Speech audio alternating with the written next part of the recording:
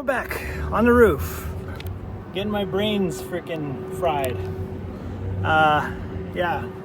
Thanks, cell phone company. Put it right on top of the freaking condenser. Love it. Anyway, we got a no cool call. Currently, this unit is calling for cool and it's not doing anything, as you can see. So we're up here trying to see what's up. So here we go.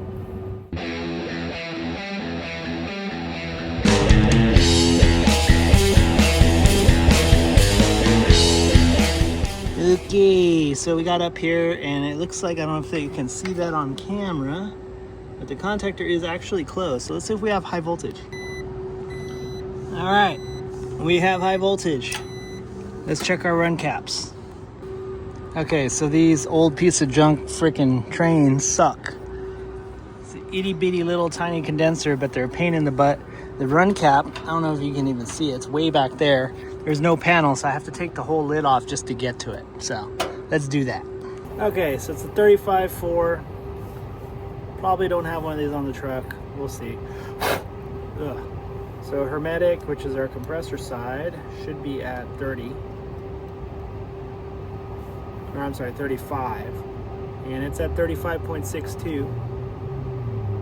Okay, and then our fan side is supposed to be at 4. It's at 4.03. So run cap is good. We don't know why nothing's running. Let's go ahead and ohm out this contactor and see what's up. It's very strange that both the fan and the compressor is off. However, the fan motor may have failed, which caused the compressor to overheat and go off on a thermal. So we'll check that next. All right, so we're gonna go ahead and check the contactor. I know that it's closed. I was checking the line side and I was getting voltage. So we have this on continuity. So if I can touch these two together, you can see we do have it on continuity. So I'm gonna go from the line to the load side of our contactor on the switch side, because this is a single pole. And I have nothing.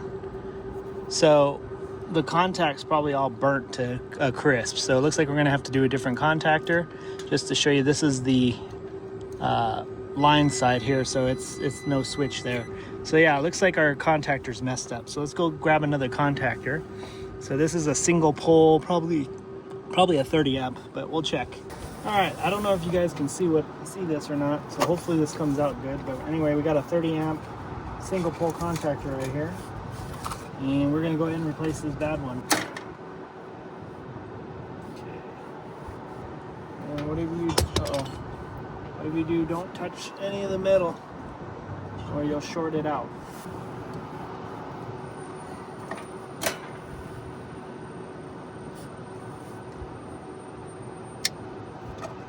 Okay, our new contactor is closed. Awesome sauce. Set that aside. All right, we need to go ahead and get these screws out. What we're gonna do now is we're gonna unplug everything from here and plug it into our new one. Okay, so we're gonna go ahead and chop off this little ring terminal here.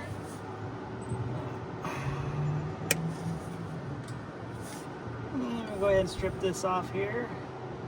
Probably want about, I don't know, is that a 1/2 inch or so? Maybe a little under a 1/2 inch.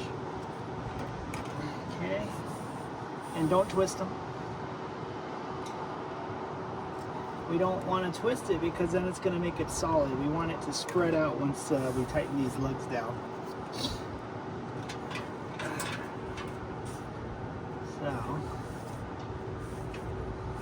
the black side is going on the switch side and the red one is going on the, no, I'm sorry, the red is going on the switch side, the black is going on the always on side. So what we're doing here, this is our line side, so it's going to go to the top. So we actually want to put our bottom wires on first, so we'll need to chop these off. And go ahead and strip them down as well.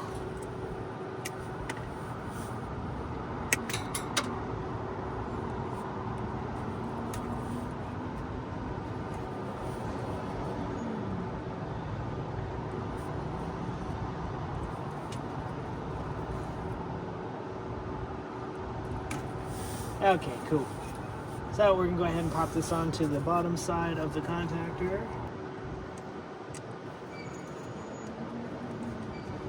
That's our load side. And go ahead and shove that bad boy in there. That. Crank it down. And we're gonna go ahead and get this here. Shove that up in there. Whoops.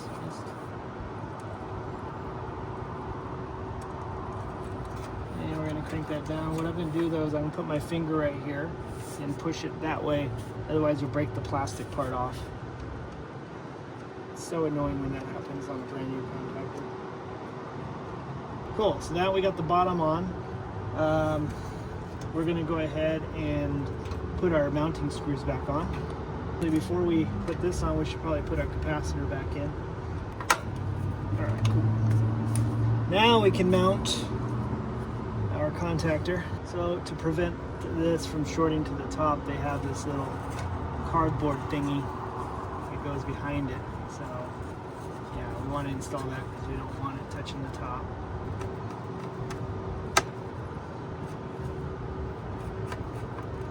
Okay, got that on there. Now we're going to hook up our line side. Alright, that's in there. Alright, so this is our hermetic wire. So that is going to go on our hermetic side of the capacitor. This red wire, the purple wire and the red wire are going to common. And this brown wire is going to fan. Okay, cool. So we got this all hooked up. So now we just got to put this fan motor back on. Okay, cool. So we got the thing all back together. Let's see if she fires up, and then let's see if I can get to the disconnect here. It's kind of hard to move around in here. If it looks like I'm pretty cramped up in here, yeah, I am very cramped up. And the disconnect's actually directly behind me, so we'll see if I can turn around and get to it. Okay, there's the disconnect. We're gonna go ahead and see if we can get this thing to run. So here we go. I'm actually using the camera to be able to see what I'm doing, which is not really working very well. Okay, here we go. Fire in the hole. It's just rattling.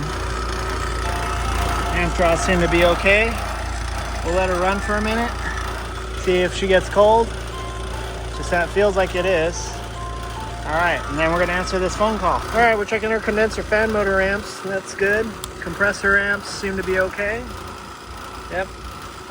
It's rattling all crazy. I'm gonna probably get some screws to put in the top. But yeah, we're gonna insulate that suction line because that should be insulated. All right, she's back up and running. We insulated that line. I've added screws all the way around. It's still noisy as heck. That's not so bad, but yeah, anyway, she's back up and cooling. So we're gonna change the filter, and that'll improve the airflow, and that should get us going. So anyway, if you find yourself stuck underneath a bunch of radio waves getting your brain cooked and having to diagnose a system, and this is how you check one out. So hopefully this helps you out. So thanks for watching. Make sure you like and subscribe, comment, tell me what a horrible technician I am. Hit that bell notification and follow me on Instagram and Facebook.